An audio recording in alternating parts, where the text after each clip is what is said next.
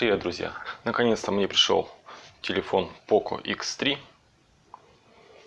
Приходит он вот в такой лаконичной коробке. Помимо самого телефона, который идет сразу с чехлом силиконовым, в коробке есть зарядник на 33 ватта, провод USB Type-C, краткая инструкция и скрепочка. Интерфейс достаточно шустрый. Телефон работает без подтормаживаний, без зависаний. Процессор у него Snapdragon 732G.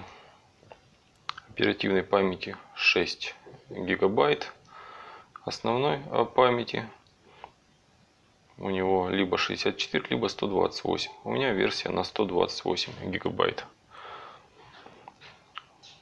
По автономности в среднем режиме использования хватает на 2 дня. Батарея у него 5160 мАч.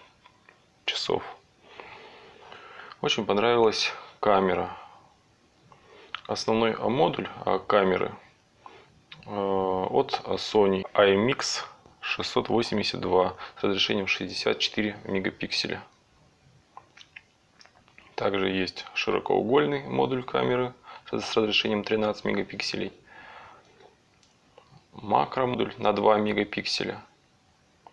Селфи камера на 20 мегапикселей.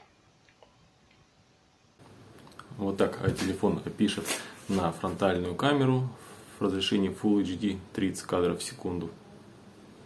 Я считаю, качество очень даже хорошее.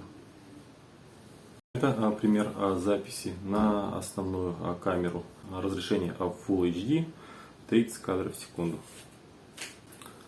Пример записи видео на широкоугольную камеру. Full HD 30 кадров в секунду. Сейчас записываем в разрешении 4К 30 кадров в секунду.